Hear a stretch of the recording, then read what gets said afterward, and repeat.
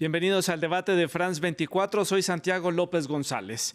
Se cumplen 5 años de la desaparición de los 43 estudiantes de la Normal Rural de Ayotzinapa en el estado de Guerrero, en México. Son más las preguntas que la respuesta que arrojó la investigación sobre lo que sucedió esa noche, la forma en que actuaron las Fuerzas Armadas, la presunta implicación de un grupo relacionado con el narco mexicano, pero de lo que sí hay certeza es de la incertidumbre y el dolor de los familiares de este grupo de estudiantes que continúan esperando. Una investigación inconclusa llevó a las autoridades mexicanas hasta este basurero inexplorado en el estado de Guerrero. Buscan pistas sobre los 43 estudiantes de Ayotzinapa desaparecidos aquella noche del 26 de septiembre de 2014 en el municipio de Iguala, en circunstancias que siguen siendo un misterio. Nosotros lo que queremos es saber ya la verdad. ¿Qué pasó con nuestros hijos? ¿A dónde están? ¿O qué hicieron con ellos, la verdad? La única versión oficial, entregada por el expresidente Enrique Peña Nieto, señala que un grupo de estudiantes que se desplazaban en autobuses fue atacado a tiros por policías corruptos. En el ataque murieron 6 personas y otras 43 fueron al parecer entregadas al crimen organizado, que las habría asesinado, quemado y luego dejado en el basurero del municipio de Cocula. Pero una investigación posterior de la Comisión Interamericana de Derechos Humanos desmintió parte de la historia. Y concluyó finalmente que la teoría oficial del caso no estaba soportada por suficientes pruebas científicas. Llamó en ese sentido al gobierno de Peña Nieto a reencauzar la investigación. Este giro no solo sumió aún más a las familias en la incertidumbre, de paso garantizó la reciente puesta en libertad de los 24 ex policías y un supuesto miembro del cártel Guerreros Unidos, presuntamente implicados en el caso. Para conversar sobre este tema aquí en France 24 nos acompañan en el estudio Andrés Castro, él es decano e investigador de la Universidad Piloto de Colombia. También se encuentra con nosotros Alfredo Fernández de Lara, él es internacionalista y magíster en políticas públicas y docente de la Pontificia Universidad Javeriana. Y vía Skype se conectan a esta conversación Tania Genú, ella es directora ejecutiva de Amnistía Internacional México, y también se une a esta conversación Sofía de Robina, ella es abogada del área internacional del Centro de los Derechos Humanos Miguel Agustín Pro Juárez, que nos acompañan desde México. Pues tenemos el tema, tenemos el contexto y tenemos los invitados, pero ¿por dónde comenzar con este tema que tiene tantas aristas y que es más complejo de lo que uno se puede imaginar? Yo quiero preguntarle a mis invitados, para comenzar este debate, que hagamos una especie de reflexión o de resumen o de conclusión. Arranquemos por ahí de lo que han sido estos 5 años, en este caso Ayotzinapa, que como veíamos deja más preguntas que respuestas, y arranco por este lado con Andrés. Bueno, muchas gracias, Santiago, por la invitación, y un poco también pensar en este momento es a 5 años qué ha pasado en este proceso. Si bien esta desaparición ocurre hace 5 años en un estado de Guerrero, es importante analizar el contexto en el cual se desarrolla, donde, como bien se ha analizado el caso, no hay todavía las suficientes pruebas para inculpar a las personas que se vieron involucradas en este proceso, donde todavía hay una incertidumbre acerca de lo que ha pasado con los estudiantes a fecha de hoy, y sobre todo donde hoy lo que es más importante, se pierde una confianza en la institucionalidad, y es un poco específicamente la confianza que hoy tienen los mexicanos sobre efectivamente sus entes que lo rigen, sí, sobre el papel del gobierno en este caso, que no se ha visto claramente definido, no se definió durante el gobierno de Peña Nieto, tampoco se vio en este momento durante el gobierno de López Obrador, que ha tomado una actitud muy fuerte sobre el tema de darle una solución a esta investigación, una respuesta al caso, que es lo que esperan el drama de las familias, que es de 5 años a la espera sin saber qué ha pasado con sus hijos. Y creo que es el punto, digamos, donde arranca este proceso, donde debe definirse claramente qué papel debe tomar el Estado para darle claridad al proceso, celeridad, y sobre todo tener en cuenta que ya están saliendo personas que fueron acusadas y que hoy en día, como fue la semana pasada, ya finalmente cerraron el proceso y quedaron por fuera. Alfredo, por este lado, su reflexión de estos 5 años. Gracias por la invitación, Santiago.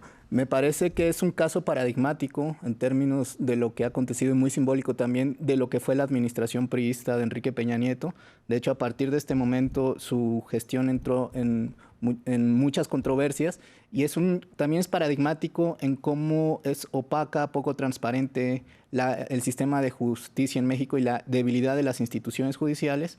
Y me parece que también muestra mucho la desconfianza que la sociedad civil generó y la ruptura que se generó entre la sociedad civil mexicana y el Estado mexicano durante la administración de Peña Nieto.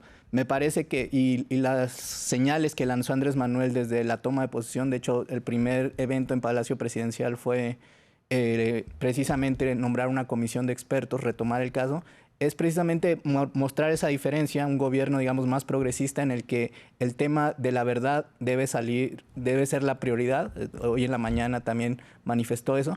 Y que no se quede solo en la verdad, también aquí hay un elemento de memoria y también se tiene que reparar a las víctimas de estos acontecimientos. Y para cerrar, me parece que también es muy emblemático de la tragedia nacional que enfrenta actualmente México en cuestiones como desaparición forzada. Importante punto que vamos a analizar aquí en este debate. Quiero hablar ahora, hacerle la misma pregunta a mis invitadas en México. Comienzo por Tania Renú, su reflexión de estos 5 años. ¿Qué ha fallado? ¿Qué ha faltado? ¿Qué es lo que no ha permitido que esto evolucione y que haya una respuesta clara a esos familiares de estos normalistas desaparecidos? Hola Santiago, buenos días desde México.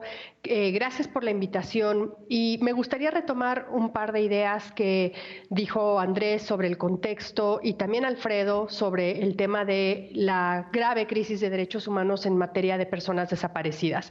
A mí me gustaría hablar de Ayotzinapa en el contexto e irnos años atrás sobre la grave crisis que enfrenta el Estado mexicano en no poder solucionar qué está pasando con las personas desaparecidas en México. En 2016, Amnistía Internacional publicó un informe que se llama Un trato de indolencia, que justamente detalla la incapacidad del Estado de dar respuestas sólidas sobre qué pasa con las familias y con las personas desaparecidas, la ineficiencia en la reparación integral y de alguna manera el caso de Ayotzinapa se convierte en un caso emblemático porque vincula la responsabilidad del Estado en la comisión de los hechos, luego en la ineficiencia de la investigación de los hechos y después en las respuestas hacia las familias.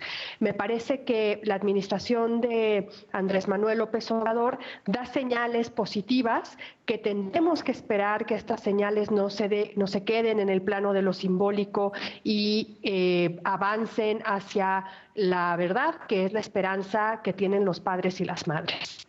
Y finalmente, para terminar esta ronda, le pregunto a Sofía también su reflexión de estos 5 años.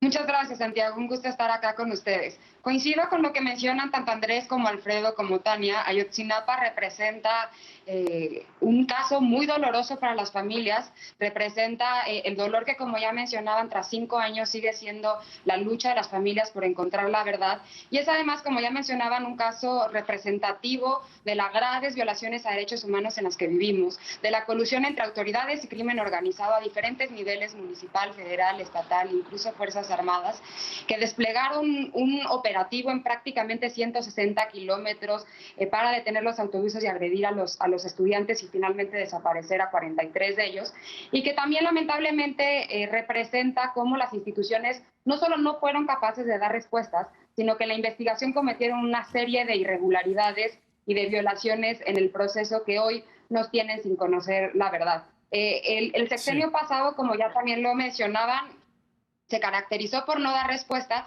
y ahora el nuevo gobierno tiene la oportunidad de demostrar que va a dar una respuesta distinta, que va a operar de manera distinta, ya lo decían, a través de la Comisión para la Verdad y la Justicia, también a través de la cooperación internacional, y que esperamos que eso se traduzca en resultados para las familias. Bueno, tomando como punto de partida estas reflexiones, digamos, este resumen de lo que ha pasado en estos 5 años, quiero que comencemos profundizando entonces en el papel del Estado mexicano, que es el gran criticado en toda esta situación, en todo este caso, por su precaria forma de actuar en el momento en el que sucedieron los hechos, por estar presuntamente implicado en lo que sucedió allí en Iguala, en el estado de Guerrero, y por no avanzar en esta investigación cuando el país entero y muchos países también en la comunidad internacional exigían respuestas.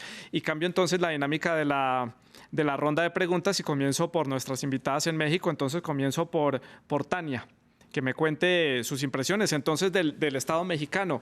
¿En qué ha fallado? ¿Qué es lo que puede estar sucediendo allí? Bueno, creo que lo que le falla al Estado mexicano a veces es una concepción de coherencia. Actúa con una esquizofrenia absoluta. Por un lado, aceptó que la Comisión Interamericana de Derechos Humanos entrara a la investigación a partir de la creación del Grupo Interdisciplinario de Expertos Independientes, que empezó el trabajo más o menos en marzo de 2015. Y cuando el GIEI empieza a hacer sus valoraciones en el primer informe que fue publicado en septiembre de 2015, lo que hizo el Estado mexicano, después de aceptar que el GIEI entrara, fue desvalorar, desacreditar e incluso desacreditar personalmente a quienes conformaban parte del GIEI. Así es que, por un lado, acepta a las instancias internacionales y la cooperación, y por el otro lado, cuando empieza a haber una serie de señalamientos por parte del GIEI muy importantes y muy contundentes, empieza a desacreditar. Y quiero mencionar uno de los señalamientos que ni siquiera fue objeto de atención debida, y es que desde el primer informe en 2015 el GIEI ya había determinado que muchas de las personas que estaban presas y vinculadas al proceso penal del caso Ayotzinapa habían sido torturadas. Y hoy, claro, vemos el resultado de esas torturas, porque evidentemente muchas de las personas que están desvinculándose al proceso están desvinculándose por violaciones al debido proceso, como la tortura y los malos tratos. Así es que yo diría que el papel del Estado mexicano ha sido un papel poco transparente, esquizofrénico, y que esperemos que hoy la nueva administración sin duda tiene la oportunidad de revertir esta imagen de incongruencia total. Y Sofía, su opinión al respecto, ¿un Estado cómplice, un Estado que deja este caso prácticamente en la impunidad y que avanza muy poco en la investigación, como hemos visto y como estaba señalando Tania? Así es, como ya lo decía, en los hechos se refleja una colusión que nosotros le llamamos en condiciones de macrocriminalidad, en donde las autoridades, las policías estaban completamente coludidas con el crimen organizado. Después de eso, lo que vimos fue un gobierno que respondió con la llamada verdad histórica, que en realidad lo que quiso fue minimizar los hechos y sustentó una versión que se sostenía principalmente en declaraciones obtenidas bajo tortura. Gracias al trabajo del que ya mencionaba Tania, del Grupo Interdisciplinario de Expertos Independientes que designó la Comisión Interamericana, se pudo dar cuenta de todas las irregularidades que estaban asociadas a las investigaciones, y también posteriormente la ONU dio cuenta de ello. La anterior administración tuvo mucho tiempo la investigación prácticamente administrándola sin dar resultados, y es así que llegamos a este nuevo gobierno, en donde tan solo unos días de haber tomado protesta el presidente Andrés Manuel López Obrador firmó un decreto para crear una comisión presidencial para la verdad y la justicia, y posteriormente se creó una unidad en la Fiscalía General de la República para dar atención al caso. También ya se firmaron algunos acuerdos con instancias internacionales para que puedan participar algunos de los expertos y también la ONU, y así poder contar con los elementos necesarios que puedan dar avance a las investigaciones y además puedan investigar las irregularidades que se cometieron en la investigación, que eso es muy importante también para poder empezar a romper los pactos de impunidad que están asociados al caso y que hoy en día no nos permiten conocer la verdad a 5 años de los hechos. Alfredo, con este panorama que tenemos, con estas nuevas comisiones que ha creado el gobierno de Andrés Manuel López Obrador, y teniendo ya en cuenta, y pues esto es una verdad que tenemos que afrontar, y es que es un Estado corrupto en diferentes grados en sus instituciones, ¿qué tanto puede de verdad avanzar esta investigación y que el día de mañana podamos tener una respuesta de lo que sucedió esa noche en Iguala?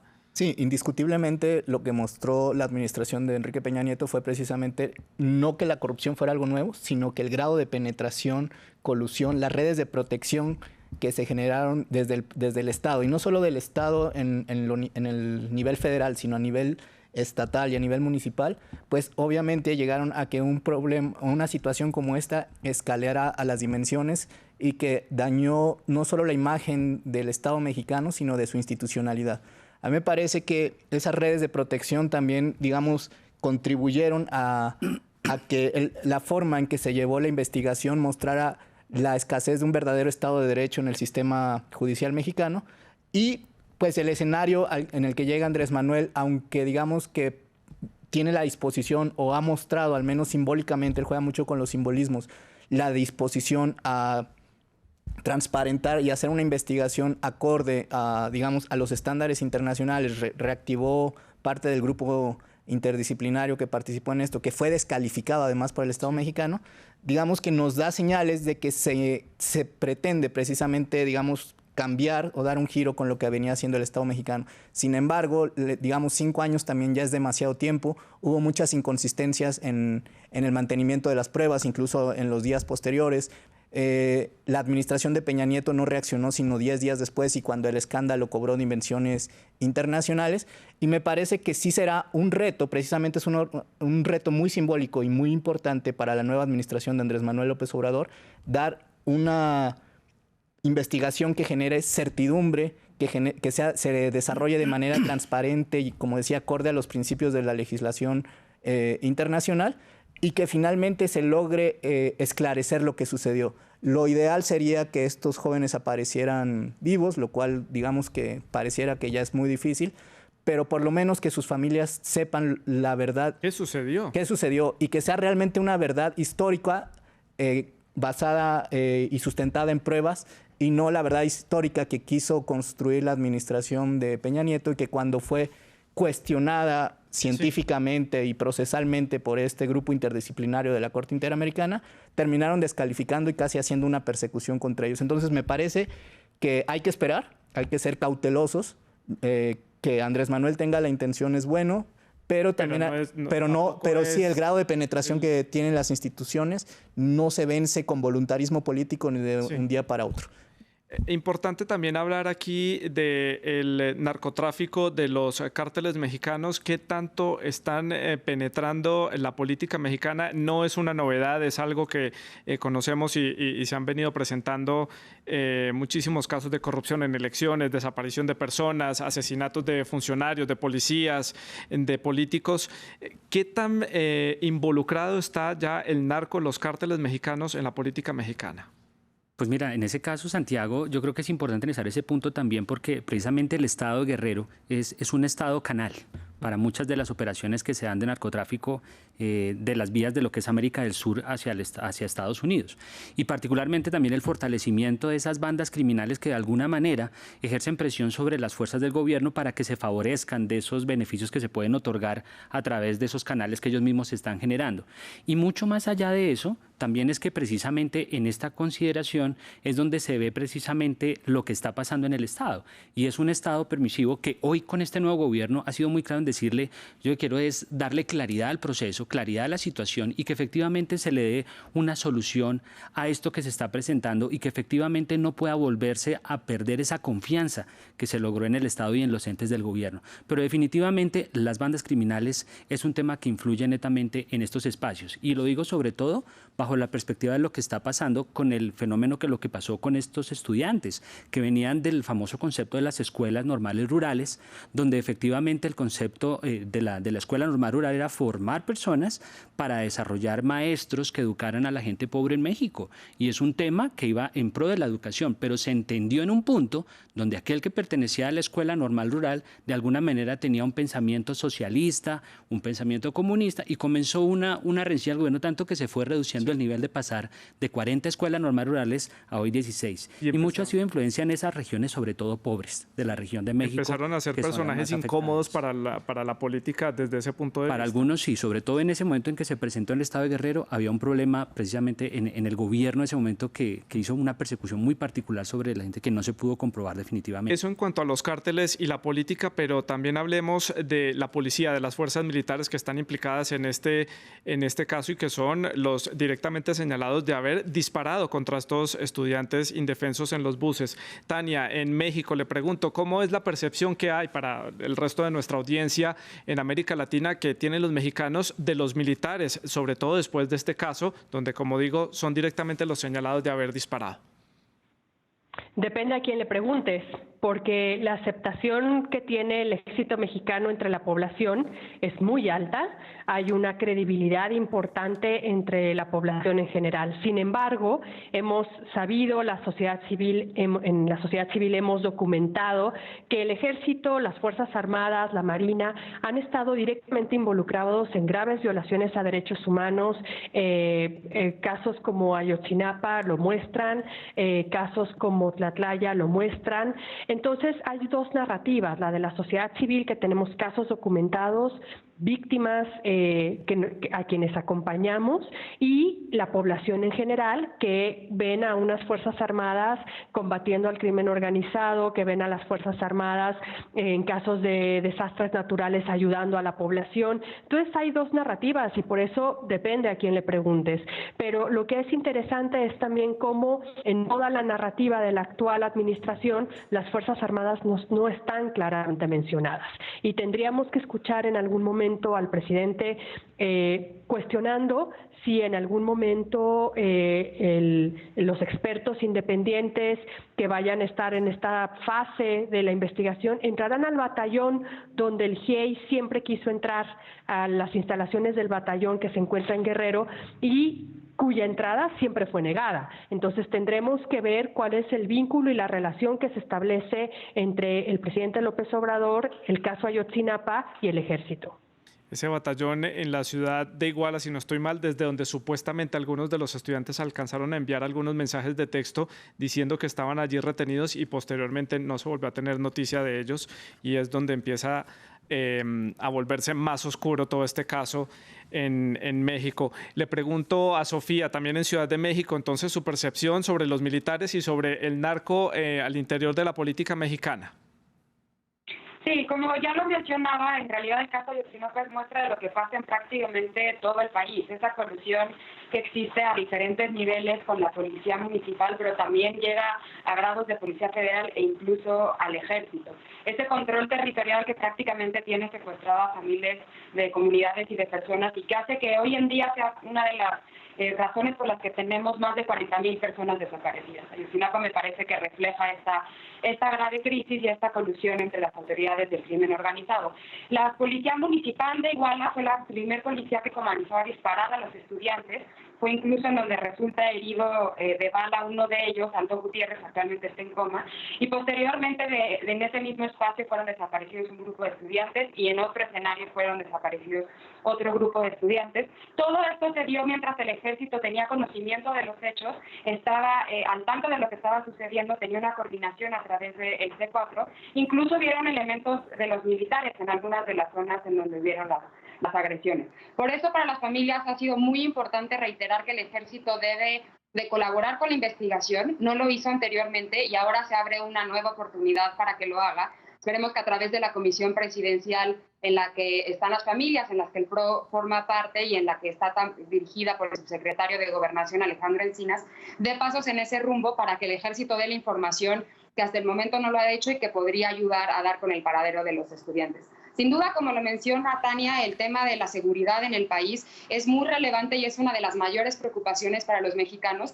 Y desde la sociedad civil hemos insistido mucho en que se tiene que apostar por una seguridad ciudadana que tenga en el centro a los derechos humanos y no una seguridad militarizada que parta del uso de la fuerza y que use a las instituciones militares para responder el problema de seguridad. Pues ello lo que nos ha demostrado es que simplemente han aumentado los números de homicidios dolosos y de casos de graves violaciones en los que están implicados. Ese es uno de los pendientes más grandes que tiene el país, sí, y que esperemos que podamos avanzar en un rumbo distinto al de antes.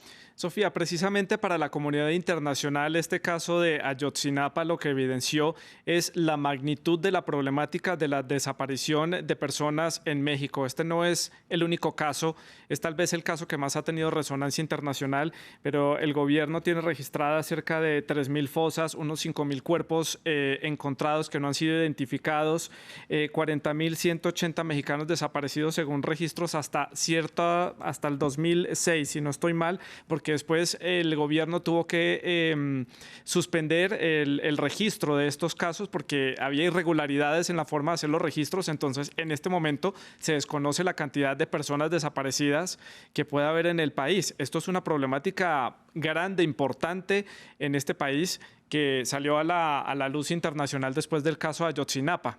¿Qué nos puede decir usted al respecto?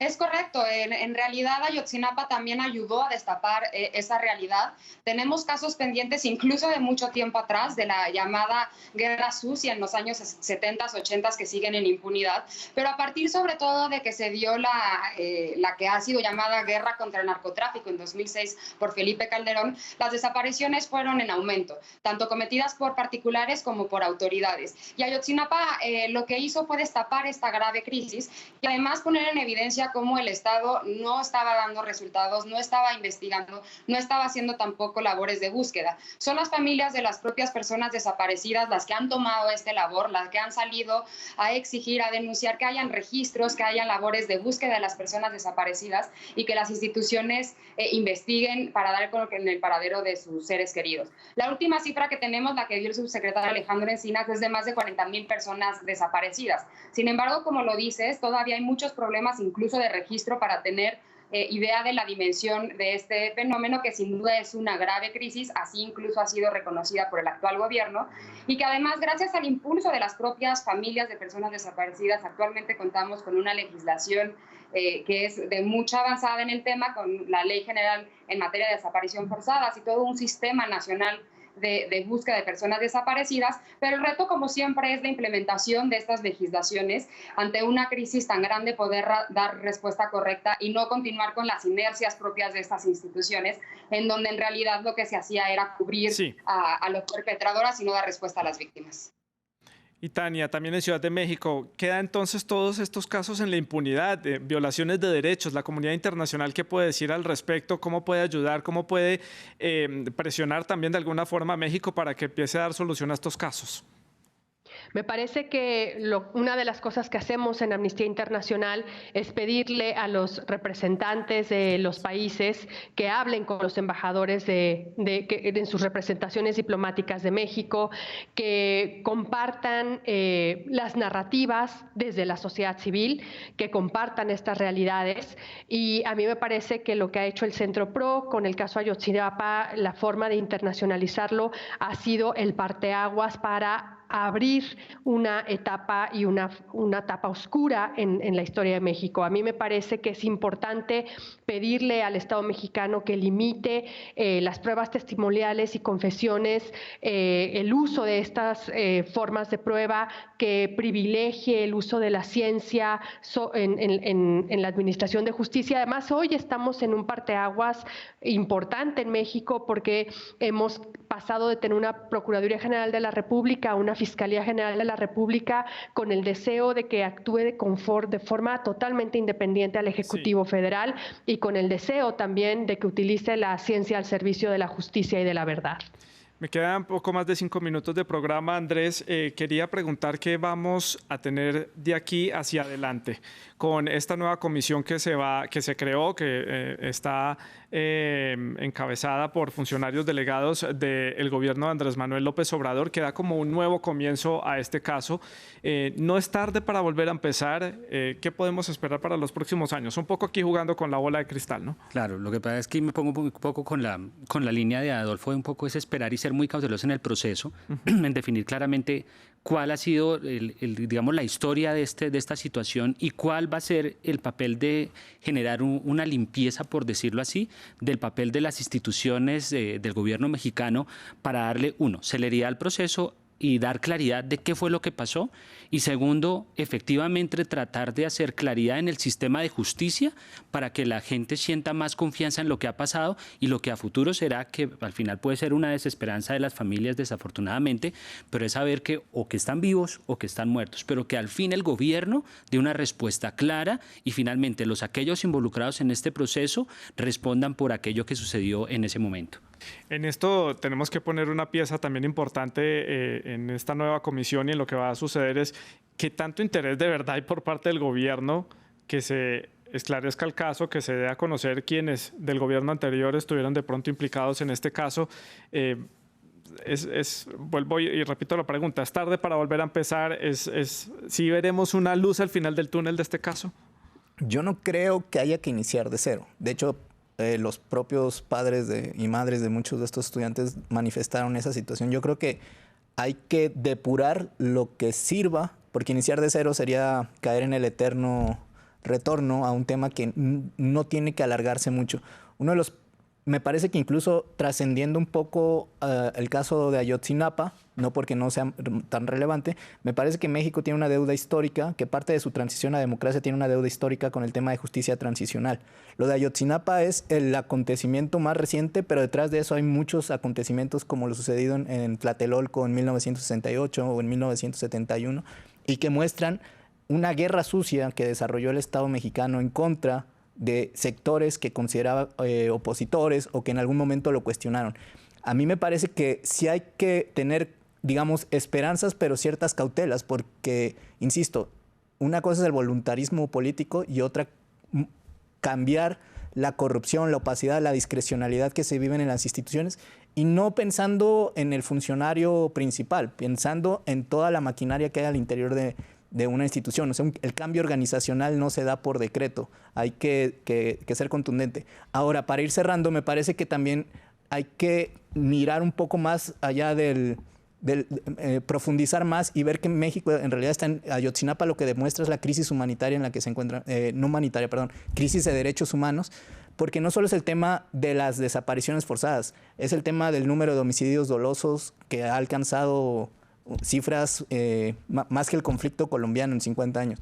Hay un tema de desplazamiento forzado que también está creciendo. Entonces hay una serie de situaciones que muestran la debilidad del Estado de Derecho en México, y que si bien la nueva administración ha tratado de mandar un mensaje y muchos símbolos en cuanto a que se tiene la idea de modificar esto, me parece que esta crisis va a trascender a este gobierno y a muchas generaciones. Yo sí esperaría que se lograra cerrar y esclarecer y sobre todo reparar a las familias en el caso de Ayotzinapa. Me parecería que eso sería una forma de empezar a que el Estado mexicano empiece a cerrar sus deudas. Y de hecho lo han hecho. En días recientes la secretaria de Gobernación pidió disculpas a nombre del Estado mexicano a una integrante, una exguerrillera del movimiento de la Liga Comunista 23 de septiembre, y me parece que por ahí se están dando buenas señales. Pero también hay que ser cautelosos y no generar más expectativas de las que realmente se puede, porque la institucionalidad mexicana está en crisis. Pues ahí tienen ustedes las opiniones de nuestros invitados. Quiero agradecerle a Tania y a Sofía por haberse unido a esta conversación desde México, a mis dos invitados en el estudio. Gracias por haber compartido con nosotros sus impresiones. Ustedes también pueden participar a través de las redes sociales, dejando comentarios y preguntas a través de Facebook, Instagram y WhatsApp, Twitter, @France24_ES. Nos puede dejar los comentarios con el numeral El Debate F24 y también en mi cuenta personal, @Santilogo. Es todo por el momento. Nos vemos en una próxima oportunidad. Siga con la programación de France 24.